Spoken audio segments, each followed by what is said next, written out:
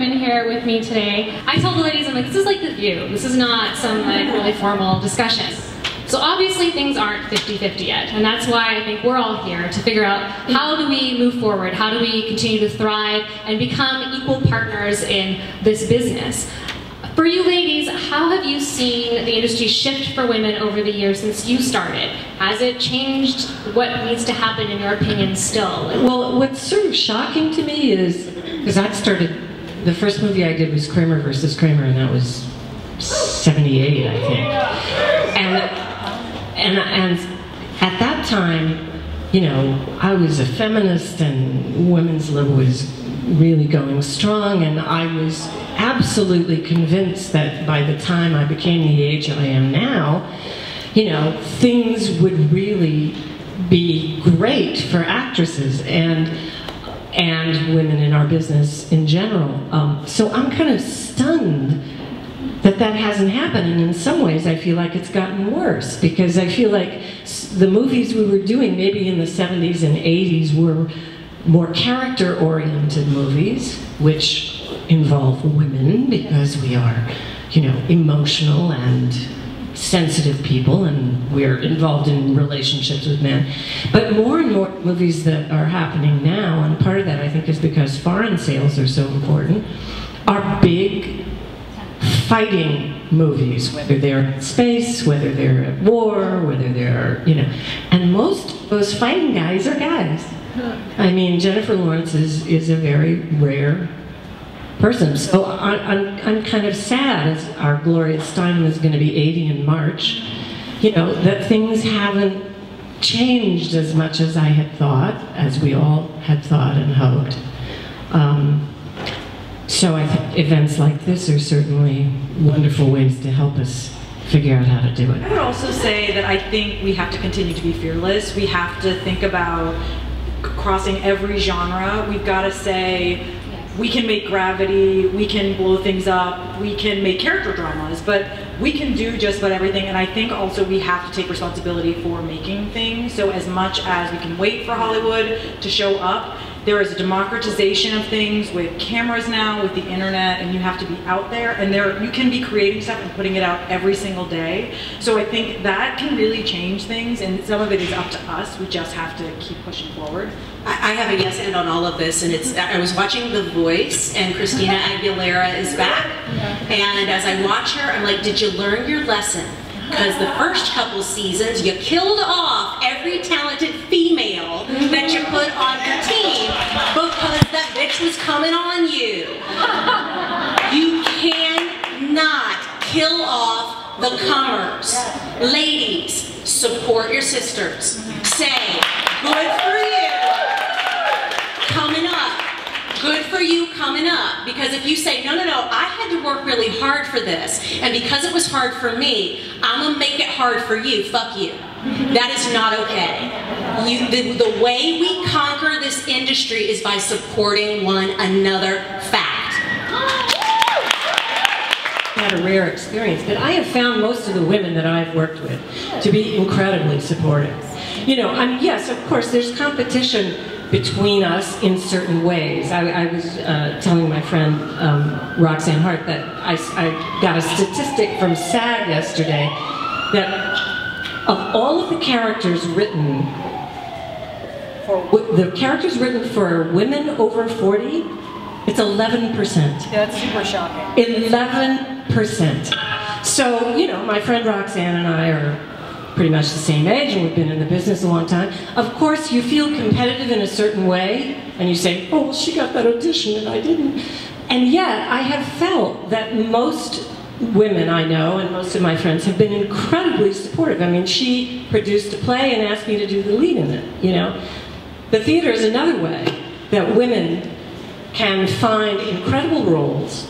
And, you know, maybe we should try to start turning our plays into movies, because there are some brilliant plays that are being done out there in the smaller theaters here. And find other women to write things and, you know, exactly. Collaborate in a way that supports everyone. You know, there's always new roads in. And I used to make lots of movies, and horror movies especially, and thrillers, and all that stuff the guys made, I made. and they would always comment, you know, in the media, and believe it or not, a woman wrote and directed this. And I would just kind of go, God, that's so embarrassing. But the thing is that it was all about the focus, you know. When you really focus on what you want, it really doesn't matter what anybody else is doing. It doesn't matter what anybody else is doing. Women, men, nobody. And when you really are focused on yourself, in moving forward and what you want to say, and supporting everybody, by the way. I love that what Bonnie said. That is really good, because I grew up in that environment where people did knock each other down and try to pull up the rug out from under you and all that stuff. And a lot of them were men who tried to pull the rug out from under me. Definitely, you know. Second, I mean, I was once in a meeting, we're at a big conference table, and I'm waiting for the meeting to, it's a special effects, we're gonna blow stuff up, and I'm like, ready, let's go. And I said to the special effects supervisor, can we get this meeting going? And he said, yeah, but we're waiting for the director to show up. And you know, I mean, at the time I just thought, okay, I said, well, the director's here, it's me, let's go. And you know, you can't get caught up in it at all. And the times that I do get caught up in it, I have to shift out of that immediately. About femininity and using the feminine. A lot of times women think that we need to match up with men and be more masculine, but I happen to love this approach because you guys are feeling it as artists, creators, directors. I work in a business that is at times very male-oriented. A lot of male agents, producers, executives really kind of pace the whole nine business. And I learned this a few years ago, which was a lot of times the balance is off because as a woman, we're trying to be men. We're trying to be, quicker, fight, What was great is to realize that as a woman, we carry certain aspects that men don't have. And so while we should fortify the part of us that can withstand in a man's world, we really need to focus on what we bring to the table. Our emotion, our creativity, so we can find all these wonderful qualities that we should be celebrating. I mean, I feel like, and maybe some of it is for producing, I think it's a really nice mix of, you can use your feminine energy, you can really go into things and assess situations and multitask and at least see the bigger picture and help drive things in a subtle, empathetic way. And that works really well too, but it's a business. And I think you have to remember that no matter what. If right now it's about working harder, I think it's less about saying how hard it is and more about doing that extra effort to take us there, because I think we can lament a lot of things, but frankly, there's a ton of opportunity. And we're all here in this room together, like saying, how do we get there? And I think some of it is just, you gotta take that and run with it. For me, it's like I knew I had to work hard. Maybe I had to work harder than the guys next to me, but that's okay. Because that's like, I was signing up for a job that I knew that was hard, and I didn't think I was going to get there by taking it easy or making it simple, and sometimes it was. I mean, I don't know. I think some of it is like you just have to really remember who you are and drive with that and not lose sight of that a little bit. But the passion for your vision, if you really have that, if you're really committed to it, if the material that you are doing means so much to you, people will listen to you because you won't let them not listen. I think also about the business nature of the business, now is the time where you have to build your personal brand. It's not just about this doing something small, it's the brand of you. Like, what are you saying to the world? Who are they going to know you as? How do you create things that can help sell that brand and do it? But the brand of you is really, really important these days. I think it's more than just writing something. It's really figuring out, like, how are you marketing yourself? What are the things you like? How can you sell yourself to people? Like, it's a business, and the nature of that business has changed. But that helps you because you can create a site, you can do a lot of things for yourself that can get you out there. But I think you got to go a little rogue and think about like what your brand is and really figure that out for yourself, because it's not just about sending flyers anymore. When I started writing and interviewing hundreds of casting directors to get my start in this business, it was all about, if you're anything other than an actor, you are unfocused and undisciplined and we don't respect you. And today, if it's like, you're just an actor, we're like, really? That's all you got? I mean, you are expected to be a hyphenate today, which is a phenomenal thing. It is such an advantage because you're brand building. If you're not, blogging or vlogging or even microblogging through Twitter or whatever, if you're not sharing your journey and writing projects for yourself or collaborating with people because you've got a story idea but you're not a writer, but your other friend is a writer, and creating content for yourself and earning a reputation as a producer, you're not taking advantage of where the industry has steered itself. And it's a really beautiful time because it's about saying, yes, the acting is a part of my brand, but that's just a fraction of what I do. And I'm so excited that you're in the business of me, and this is what my brand is. But it's really about specificity. That doesn't give you permission to be all things to everybody. And that's tough because as an actor, have to be, no, I think. right, because as an actor you probably got into it thinking because I wanted to play a bunch of different roles. The thing is, if you choose a community like Los Angeles, you've chosen a market where specialists are rewarded. And you have to specialize in order to have loyalty, in order to have buyers that are excited about what it is that you do best. And then they'll give you the opportunity to branch out and show all the other things you can do. You are always spinning plates if you see yourself as a plate spinner. If instead you see yourself as a master chef, you realize you are composing a beautiful meal, and there's a moment when you need to pay attention to that one, and that's right, there's a moment when you pay attention to this one, there's a moment where you're like, oh, that oven should be preheating. Now, I burn water, so I don't know what the fuck I'm talking about right now. I do understand that there are people who understand kitchen, and so this analogy hopefully works. The idea is that you're not just trying to get one thing done ever. You are trying to create an overall picture of the life that makes you happy. And part of that means, right now you're going to simmer this, and right now you're going to stir that, and this one's going to just sit chilling for a minute, but you don't want it to go cold because then it tastes bad, and blah, blah, blah. So if you take a look at the overall vision for what you're creating, it becomes more fun than if you're just spinning plates. I think you have to be careful, though, that you really have a set of priorities about what is the most meaningful thing to you to be doing. You know, I mean, we all have to do certain things to make a living, and they may not be fun. You know, that's why it's called work. And, you know, whatever it may be. But you have to keep. You can't lose touch. And this is tricky. You know, in this idea of seeing yourself as a business person, you can't lose touch with the creative part of yourself either. And I think that's what Bonnie was saying about you're a master chef. So the master chef has to keep in mind, what is it that really feeds me, that feeds my soul? And not, you know, spin out into trying to cover so many different areas of blogs and vlogs and clubs. You know, there are so many things now that I, as an old person, have not a clue about. I mean, I understand a few because I have children.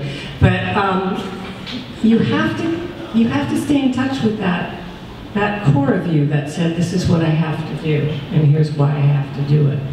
Or you can become, you know, so scattered that you lose it. I just want to say, for actors, something that comes up over and over again for me is that I see clients, because they're trying to accomplish so much, they forget to go back to the basics and the work. And it's so hard. While, you know, you do have to be the very best at what you're doing, you really, at the end of the day, when all the noise is going, you've got to go back to the work. The work is the only currency you have when you're an actor. If you're anything like me, there are some environments in which you feel so wildly confident, and then there's some that you don't, and you have to take that confidence that you feel in those environments and try to like fake it in those other ones. What tips do you have for doing that? This vlog on how to love yourself. Love yourself. But I mean, this is really, okay, I'm going to try to capsulize it really quickly. The second you wake up in the morning, you got to get in touch with that, whatever it is, the infinite inspiration that makes you live throughout the day. I mean, the second you open your eyes, I know the first thing you say is, oh shit. But the second thing you have to say is, yes, yes, I'm still here. I woke up, and I'm going to live this day the best way I know how and get in touch with your just infinite inspiration. And the other thing is this mirror work. I know this is like, seems really weird, but I teach actors, so I've learned to be very open about this. And I mean, okay, I'm going to just tell you. Look in the mirror, look right in your own eyes, and say, I love you. I love you. I forgive you for any mistake you ever made, and I will never abandon you. Never. And I mean, I do this every day. So, and it keeps me going.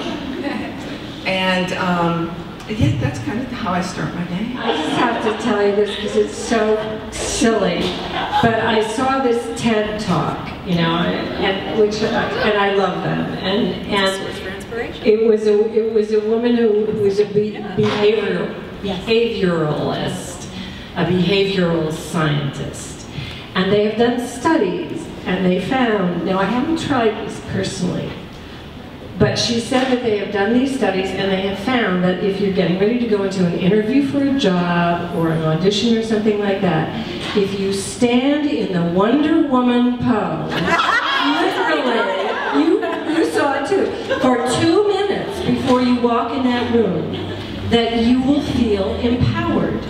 That literally, and I think it's, I mean, I don't remember Wonder Woman all that well, but I think it's like,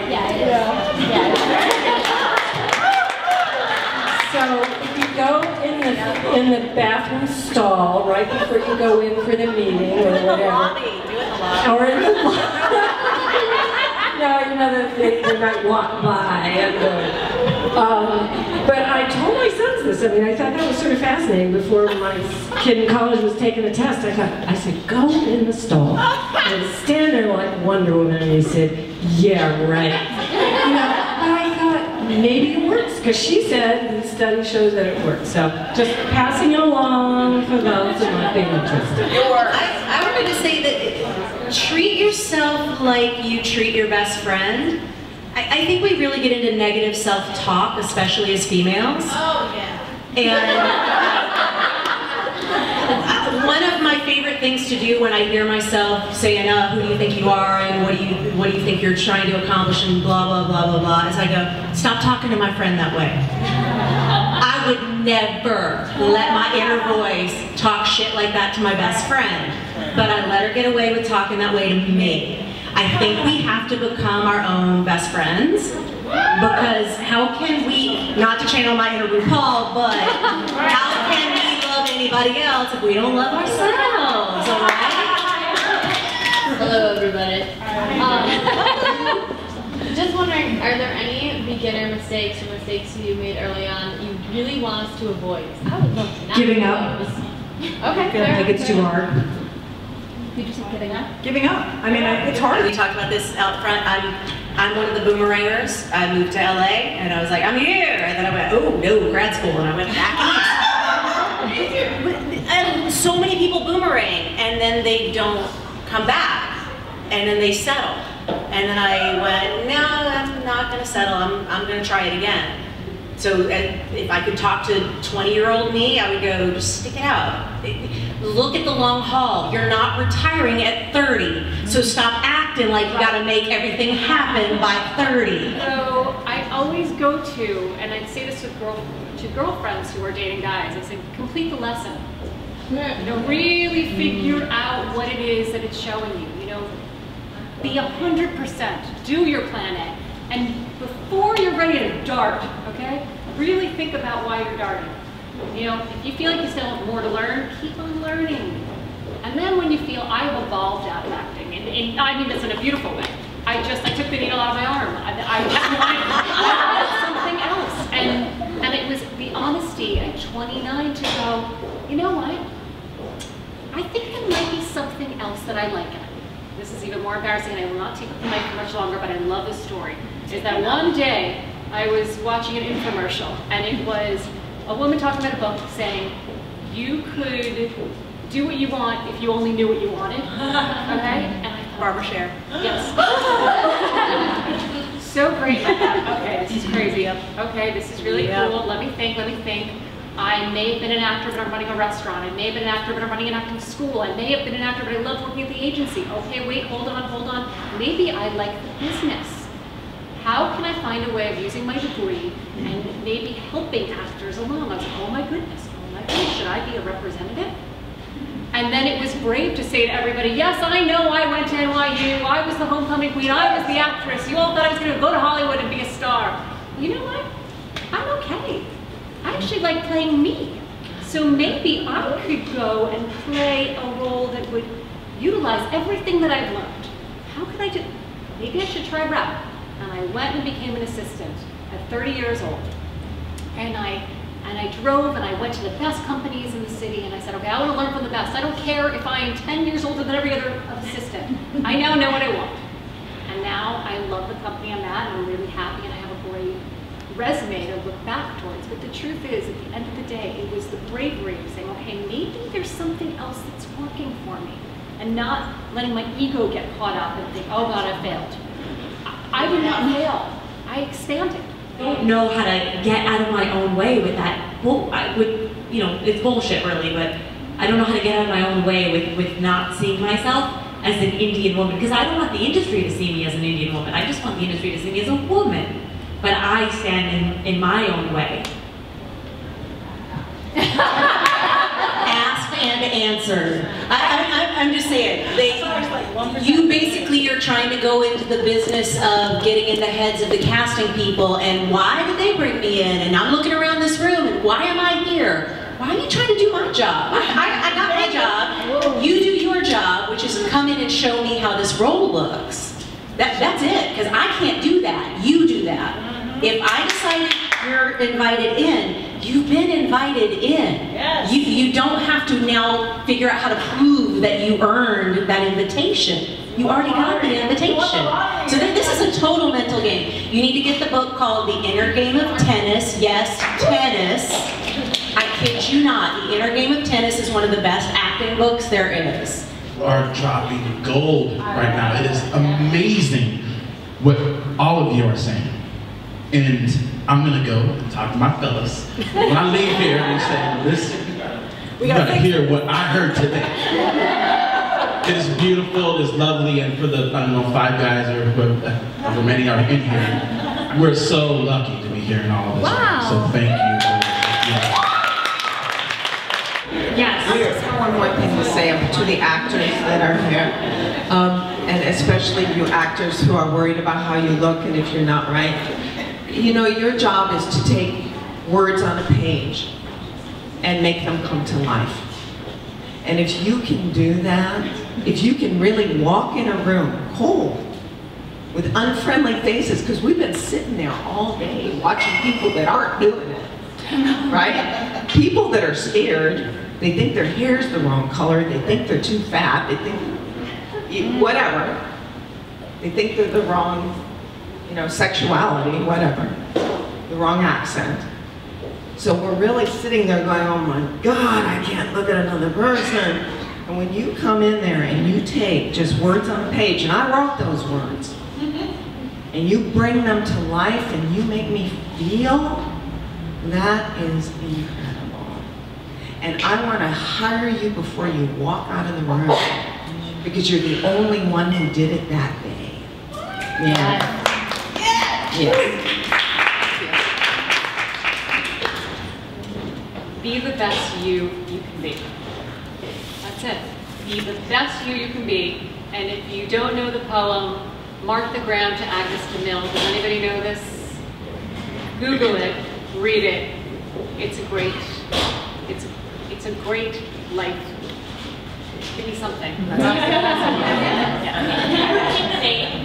Mark the Gram to Agnes DeMille. Google the poem. For me, I always just have 4 words. It's the new break a leg. It's all we ever want. Have fun, don't suck.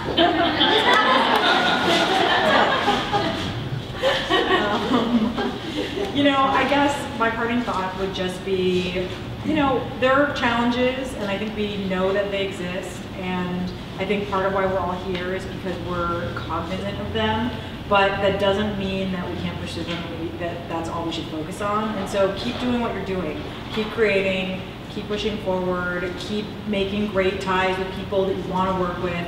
Find those people out. If someone isn't that person that you want to work with, find someone else. I mean, again, you just have to, it really is about keeping moving forward. And I think some of that is like even the self-help books kind of thing. It's like, so there's a little reason why like some Tony Robbins and some of those other things, like those books apply to entertainment just as much. Like you just, it's about the business of the business, so. And I think it's really important to remember, there is no other you. There is no one else who has what you have. Okay. There is no one who has that joy and those feelings and that shitty childhood and those experiences. No one on this planet but you. And it's important. And you know it's important, and that's why you do this work. And if you keep putting that into your work and making the work that you do important to yourself, something will happen for you. Awesome. On that note, let's give these ladies a round of applause.